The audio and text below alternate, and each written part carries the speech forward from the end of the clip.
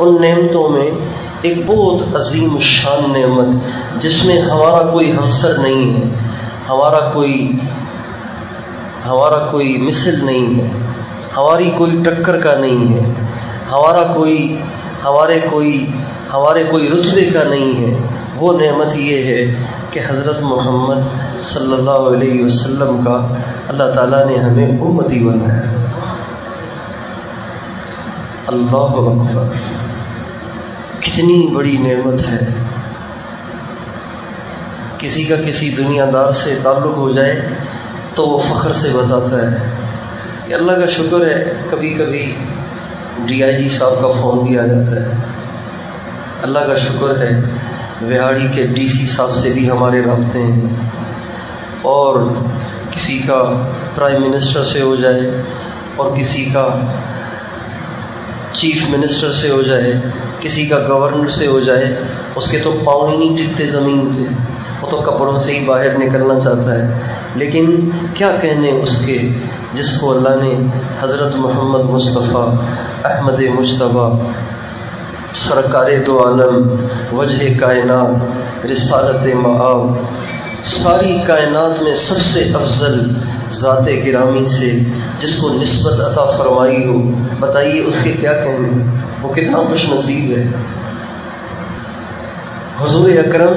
صلی اللہ علیہ وسلم کی ذات گرامی ان نعمتوں میں عظیم الشان نعمت ہے جس نعمت کا پھل ہم دنیا میں بھی کھاتے رہیں گے، موت کے وقت بھی کھائیں گے، قبر میں بھی کھائیں گے، حشر میں بھی کھائیں گے، قیامت کے دن بھی کھائیں گے۔ حضرت محمد صلی اللہ علیہ وسلم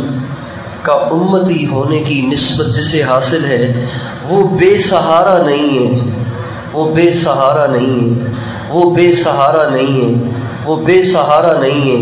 وہ بے آسرا نہیں ہے، بے آسرا نہیں ہے۔ قیامت کے دن ہمارے نبی کا ارشاد ہے، ان جہنم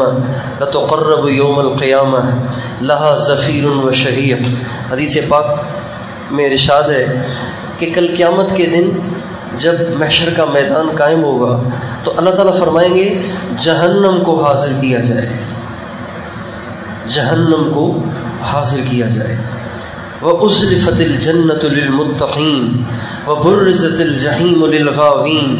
جنت سے بھی پردے ہٹائے جائیں گے اور جہنم کو بھی قریب لایا جائے گا، جہنم کو بھی پاس لایا جائے گا۔ جب جہنم کو حاضر کرنے کا حکم صادر ہوگا تو ہمارے نبی کا ارشاد ہے جہنم کو 70 لگامیں ہوں گی، ہر لگام سے 70,000 فرشتوں نے اس کو پکڑا ہوا ہوگا، مگر وہ اتنی طاقتور ہوگی کہ ایسے لگے گا جیسے ان کروڑوں فرشتوں کے ہاتھ سے چھوٹ جائے گی اور محشر کے میدان میں کھڑے ہوئے کھربا کھرب انسانوں کو بھسم کر دے گی۔ ایسا خوف کا منظر ہوگا۔ آپ فرماتے ہیں جب اس کو قریب لایا جائے گا لہا زفیر و شہیق، وہ چیخ رہی ہوگی، چنگھاڑ رہی ہوگی اور پکار رہی ہوگی اور اللہ کے نافرمانوں کو اپنی طرف بلا رہی ہوگی۔ اس حال میں جب اسے میدان محشر میں پیش کیا جائے گا تو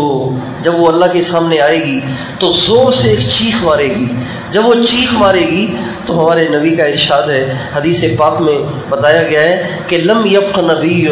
ولا صدیق ولا شہید الا جثا علی رکبتیہ ساقطا۔ سارے انبیاء بھی،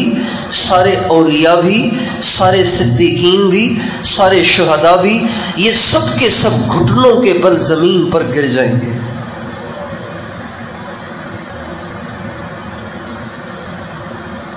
جب آدمی اگلے کو منانے سے عاجز آ جاتا ہے نا تو گھٹنے زمین پہ رکھ لیتا ہے اور کہتا ہے تجھے یہ دیکھو میں ہاتھ جوڑتا ہوں، میرے لیے آسانی کرو ذرا۔ تو ہمارے نبی نے فرمایا خوف کی وجہ سے،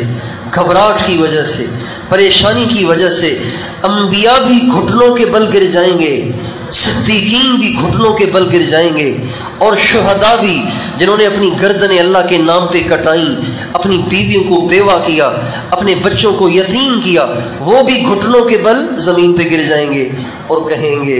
یا رب نفسی نفسی، اے اللہ بس میں آپ سے اور تو کچھ نہیں کہتا، میں آپ سے اتنی درخواست کرتا ہوں کہ اس مصیبت سے مجھے بچانا۔ یہ کھا جائے گی مجھے، یہ بھسم کر دے گی مجھے، مہربانی کر مجھے اس سے بچا۔ اور اس موقع پہ فرمایا کہ وَيَنْسَى إِبْرَاهِيمُ إِسْمَاعِيلَ وَإِسْحَاقَ، حضرت ابراہیم علیہ السلام اپنے بیٹے حضرت اسماعیل کو، اپنے بیٹے حضرت اسحاق کو بھی بھول جائیں گے۔ یہ حضرت ابراہیم کو بہت پیارے تھے، چونکہ دونوں بڑھاپے کی اولاد تھے، بہت پیارے تھے، مگر ابراہیم علیہ السلام